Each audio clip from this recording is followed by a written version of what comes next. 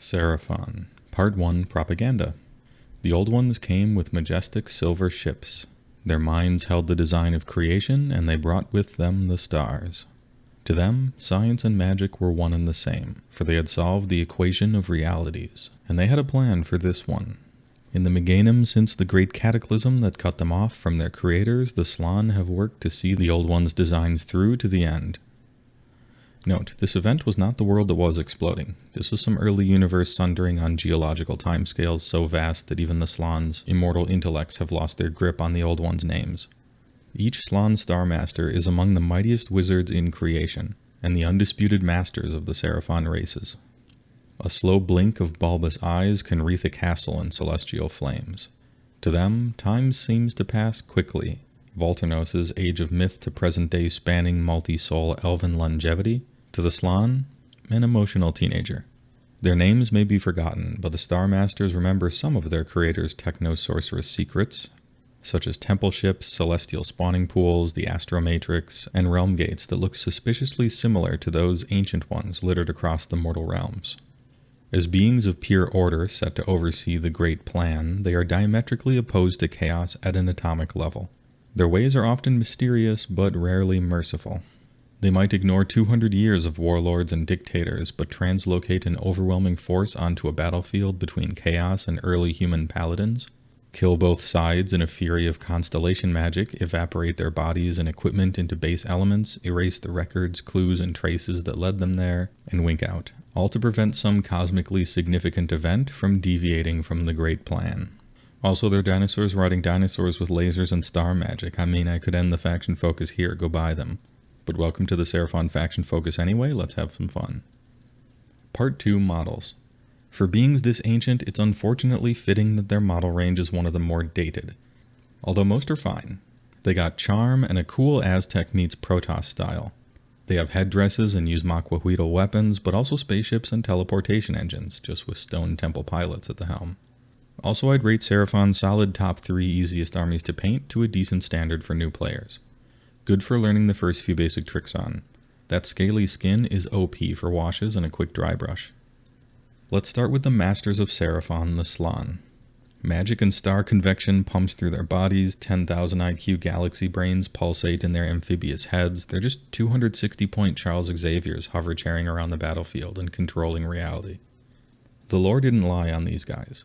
They're in the prestigious 3 spells a turn club, +1 to cast Unbind Dispel, another +1 if they're Ascendant, unlimited range on Unbinds, can see the future for bonus command points every turn, drop comets on enemies anywhere on the battlefield, they can change their lore spell every turn if they want, a command ability to give a unit flying and +1 armor against shooting, and can possess a skink wizard or oracle to cast spells through them as an arcane vassal, where you measure ranges from that model instead of the Slan.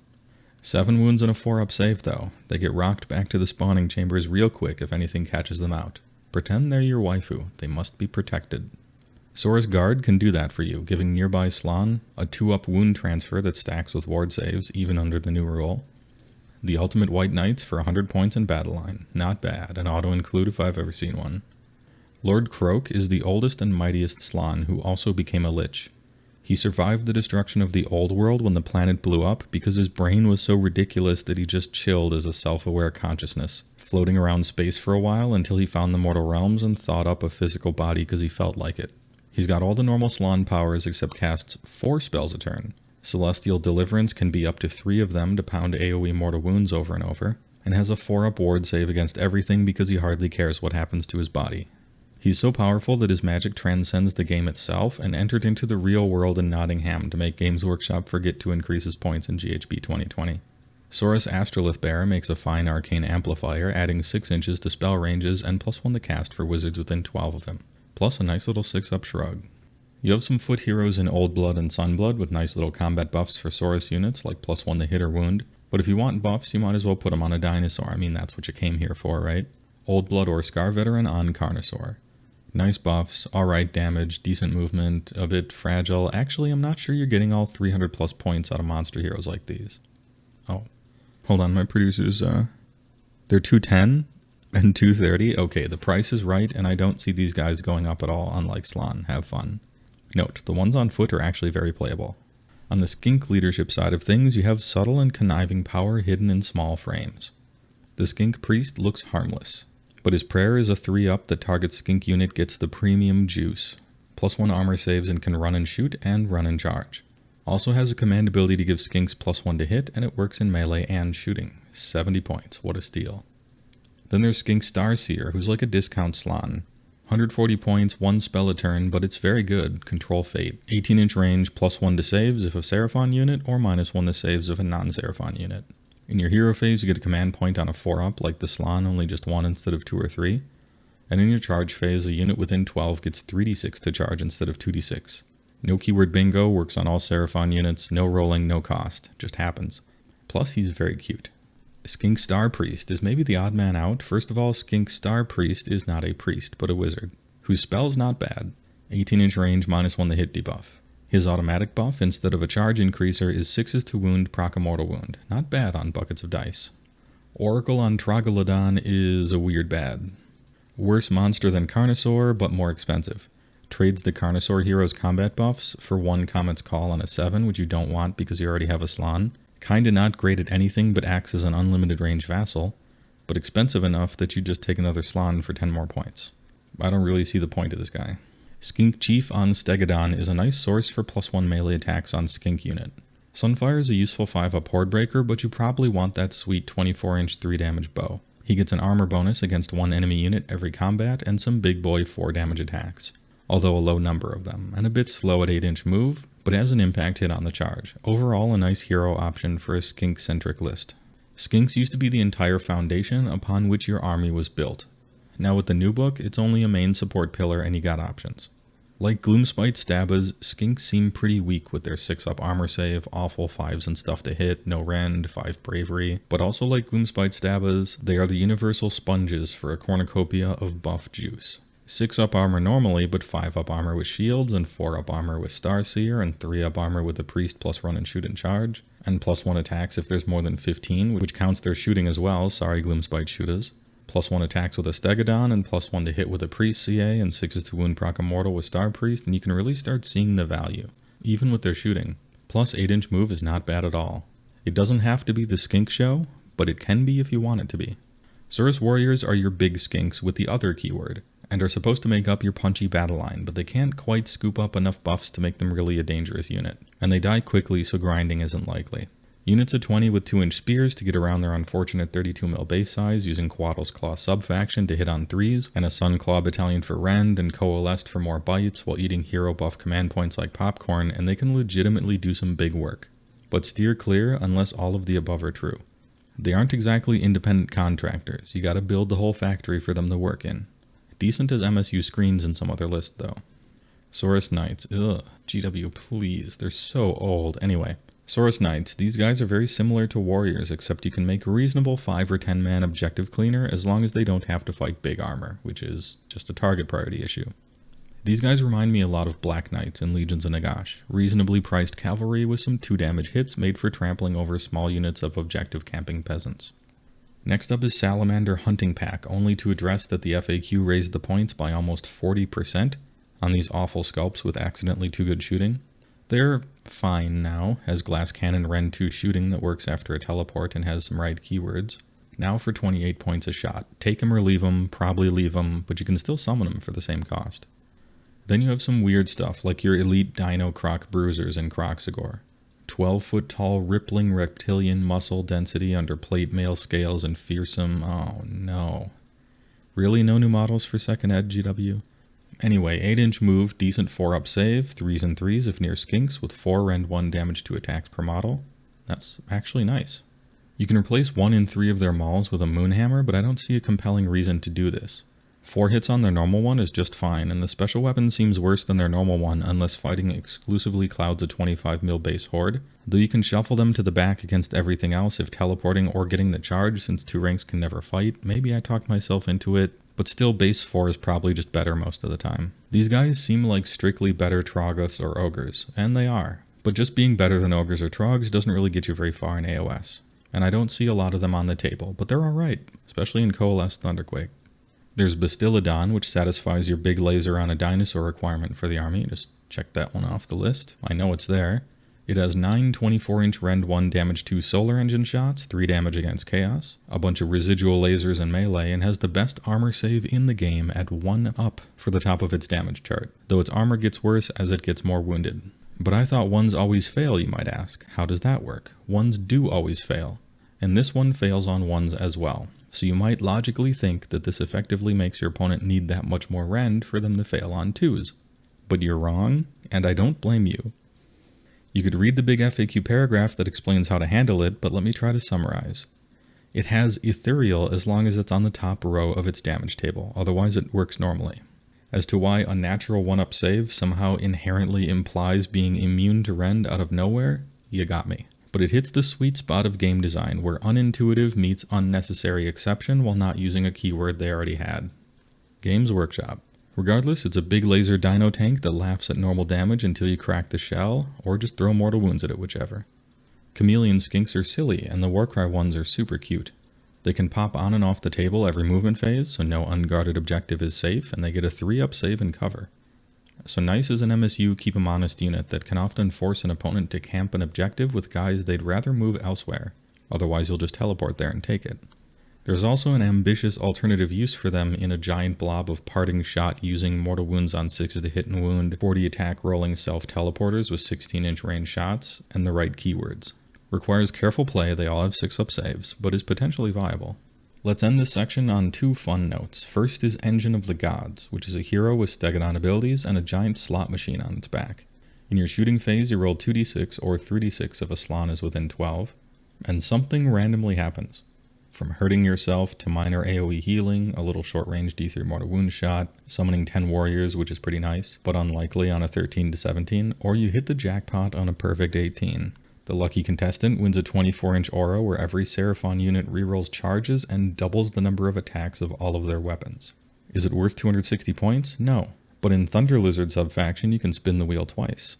So step right up, sir. 2 spins for only 1 command point. Win a double turn with a lady. Now is it worth it for 260? Still no, but fun.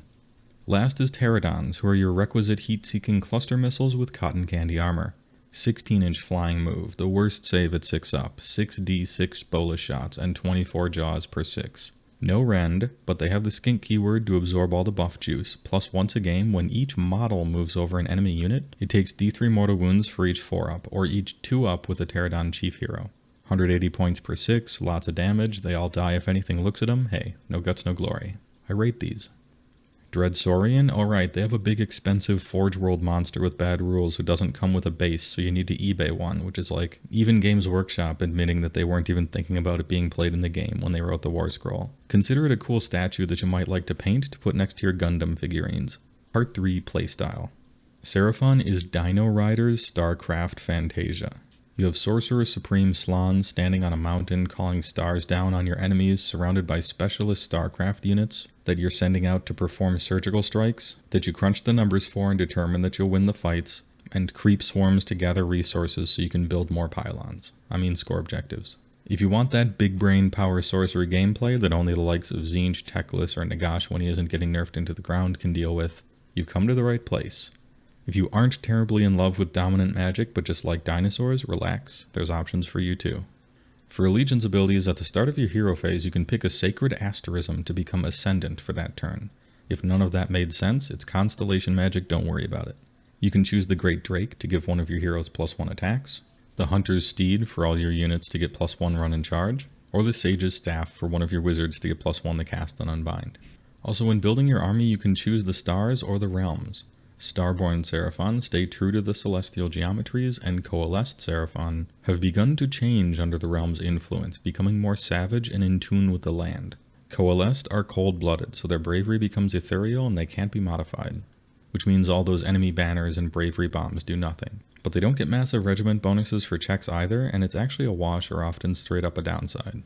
Predatory Instincts gives you +1 jaw attacks army-wide, not bad. Primeval Domain means default good terrain features in your territory only work for you, and the bad ones only work on the opponent. And Extra Scaly Skin, which reduces the damage of each incoming attack by 1 to a minimum of 1. Army-wide, which is either whatever or completely backbreaking against opponents with expensive 2-damage hordes like ogres. You also get access to 2 coalesced subfactions, Quaddle's Claw and Thunder Lizard. HeyWoah's Claw is powerful, giving all Soras +1 to hit on the charge, a 24-inch AoE command ability that turns that bonus back on even if you didn't charge, a Sora's command trait for 1 extra command point every hero phase on a 4-up, and an artifact that grants exploding hits, Killer Saurus Army. Thunder Lizard is fun, giving +2 wounds to all your monsters, a command ability to shoot twice with a Bastiladon laser or spin the wheel twice on Engine of the Gods, a trait to give +1 attacks to a mount, and an artifact that sucks. Also, your Stegodons become battle line and don't count towards the monster limit. It might seem like a poor man's Beast Claw that can't capture 10, but it's more like a Dino Man's Beast Claw. Remember, every Stegodon has a 5-up Hordebreaker Sunfire Thrower or more likely 3 damage Skystreak bows at 24 inches. You might not be as outnumbered as you think by the bottom of turn 2. So back to Starborn versus Coalesced. Starborn have Bravery 10 army-wide instead of whatever else is on all their War Scrolls. Is this better than Coalesced being unmodifiable? Yes, considerably better. They also get Celestial Conjuration points that you build up over time by having a Slann or Starseer General, having an Astrolith Bearer, and replacing the first spell a wizard could cast to perform a ritual instead, once per wizard per turn, if you want.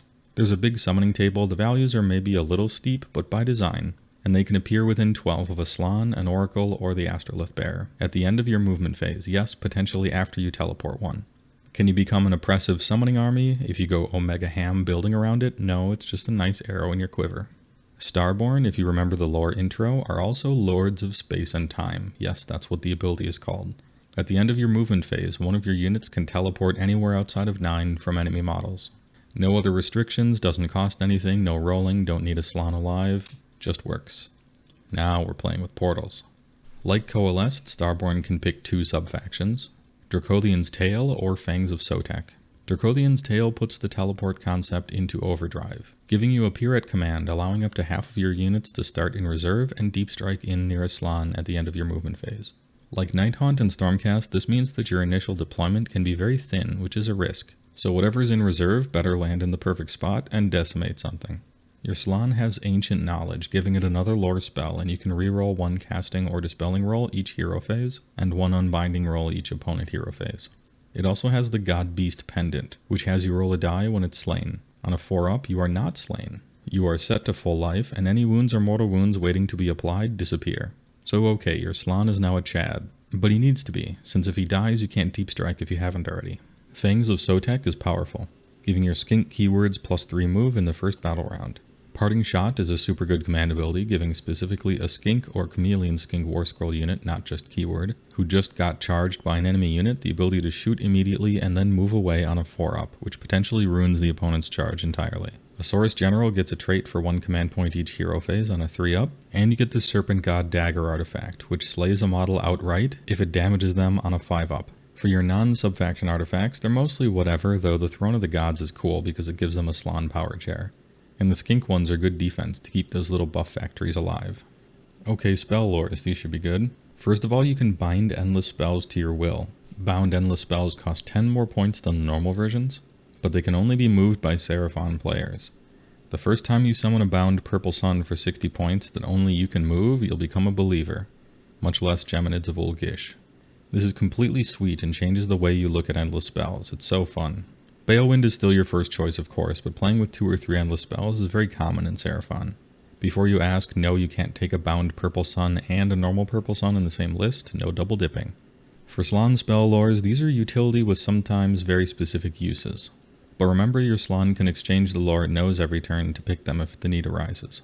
Give a unit flying, unforge an artifact on an enemy hero is holding for the rest of the game, add +1 to cast Dispel Unbind for all other Seraphon wizards, 24-inch range 5-up Hordebreaker Tempest, dispel all endless spells within 24 inches of the caster. Most of these are niche, but your Slann are for raining comets and celestial fire down on enemies over and over. The lores are just their bag of tricks if you need a finer touch, and by finer touch I mean Hordebreaker Tempest, but that's just me. The skink lores are actually nice, with Celestial Harmony for another way to inspire presence, which you'll definitely want in a coalesced army, Hand of Glory for reroll 1s to hit, and a 5-up Hordebreaker Serpent spell. Fiery Convocation, which does D3 mortal wounds but only on a 6, but you roll at the end of each phase, giving you 6, 12, or 18 chances, and a few others. For terrain piece, you have the Realm Shaper Engine, which looks totally sweet. Classic old meets new style of Seraphon.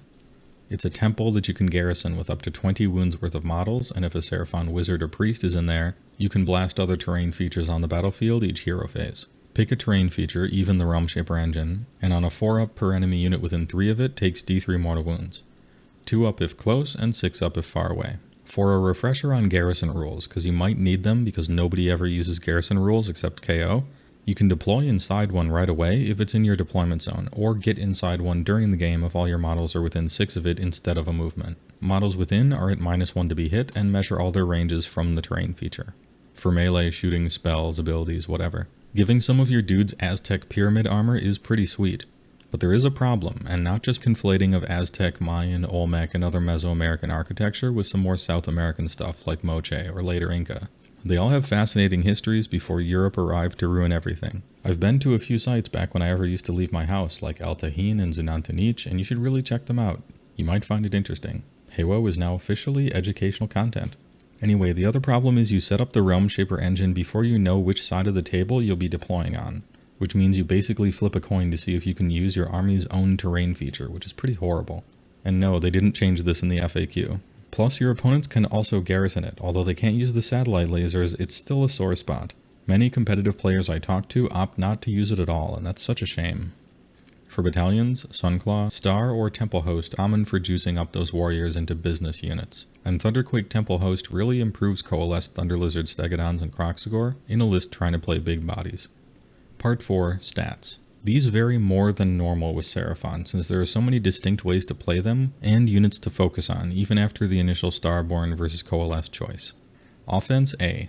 While the actual damage you're dealing isn't usually off the charts insane like Full Mind Razor Witch Elves or Buff Casino Iron Guts, it is still very good. Your buffs are very consistent, and the ability to put damage wherever it needs to go, with automatic teleports, then free reroll charges on most of your banners, for buckets of dice in melee, or range to shoot over chaff lines, big Nova zones around Balewind, Astrolith, Croak, pulsing mortal wounds over and over, steady shooting with some mortal wounds that can often ruin charges and fire again, super glass cannon flying with mortal wound bombs, just lots of options. However, you can only pick probably 2 of these to fully support in any one list, and Coalesced will lose big points without the teleport, but gain some ground in raw damage and more coverage. Defense B-. Much of your stuff is on the fragile side, and there are a lot of viable Seraphon options that are pushing the envelope on what it means to be a glass cannon, that would even surprise Skaven. But then you have very durable options like Bastiladon laser platforms, and all the buffs Anvil Skinks and Saurus Guard Balewind Croak, and then the stuff in the middle is mostly 1-wound troops and monster heroes on 4-up saves. It can feel like A+ when your positioning works out well and you have lots of chaff, and like D+ when things go wrong. With Seraphon, you're in control of more of your destiny than normal for an AOS army, similar to Tzeentch, and Coalesced against a multi-damage army is probably S tier. Just imagine 400 points of Gluttons doing fully half damage against 3-up save Skinks after all their buffs got unbound by the Slann. It ain't pretty. Positioning A. I know a lot of people were expecting this to be S, but it is definitively not. Yes, you have a free teleport that can even grab your dudes out of combats, you have a deep strike option, +3 move on Skinks and run and charge, on-demand flying, fast Pterodons or Displacer Chameleons, summoning, 8-inch default on your chaff, but remember that a lot of these positioning choices exclude each other, and your units often have to stay close to their heroes or other groups of units in patterns, so really you're about as good as can be expected, just not top to bottom insane, like 14-inch move flying on everyone or something. In Coalesced, this drops to B-, maybe B+, depending on options. Mechanics S, easy. Free auto-teleport every turn even if your Slann's dead, magical supremacy, summoning, anti-charge shooting movement, some debuffs, hordes and MSU, chameleons, bound endless spells. Opponent has to worry about so many things you could potentially do, even besides damage coming from any angle. Coalesced, B, maybe B+. HeyWoah, I noticed that Coalesced had a lower score on everything. Does this mean it's just worse than Starborn? Yes. Does that mean it's bad? No. You can make powerful lists with Dino Chads and Star Masters that can put up a strong game against almost any other army. One of the great benefits of a powerful faction is that you can play the second best stuff that you think looks cooler than the first place best stuff and still slap. Underdog armies tend to need to min-max to get good games in against the better armies, whereas you get to pick the cool stuff and still be good. Part 5, Notes and Target Audience. List building wise, Seraphon is one of those Neapolitan armies, kinda. You have a lot of freedom at T=0 to pick models and themes you like, but then you need to follow their synergies and support down a path of star host, subfaction, battalion, and hero choices, each of which makes them work a little better at the expense of other stuff, and more so than usual because most of the war scrolls don't start out very good. You'll end up with a majority core of mostly those dudes and their heroes, with 1 or 2 supplemental units to taste. This is much different than the grab bag of 2-card combos from a Cities of Sigmar style book. The system of picking a model theme you like and then reinforcing that choice with every successive rules option, otherwise they're bad, feels like what Mawtribes and Sylvaneth were trying to do but largely failed to. Seraphon Battletome mostly perfects this concept. Whether or not you appreciate this style of strong but segregated choose-your-own-adventure railroad army building is a matter of opinion. I think it's just a different style, and one you can make some great stuff with. It's just really fun to see the lore translate so well to the tabletop. You really feel like a general sending out scissors to fight paper and avoiding rock, sacrificing units for positioning, casting tons of spells and doing lots of stuff in your hero phase, rolling a ton of dice. However, it can be difficult to spin all the plates at the same time to get the most out of your multi-layered plans. Keeping this in range of those 2 things, kiting enemies with some tricky glass cannon unit that can slap anything, but if they get hit, they all die instantly. Keeping 2 command points because this might need it and that will need it. That's going to need a hero nearby because the turn after I teleport it, this might happen. Things can sometimes get out of hand. But this is an army for Virgo's supercluster brain immortal amphibiomancers that see all of time through 4D space. All eventualities have been calculated. The things that happen here were always meant to. In victory or defeat, all is as the great plan wills. We're just pawns that can see the board. And teleport once a turn for free. Audible footnote. If you like the playstyle of expanding castle army with a magic tornado that controls space and time, consider Tzeentch, Lumineth Realm Lords with Teclis, or even Hollowheart Cities of Sigmar. Thanks to my patrons for keeping me alive. Ask any questions you want on my Twitch stream Mondays at 6 p.m. Central, and thanks for watching.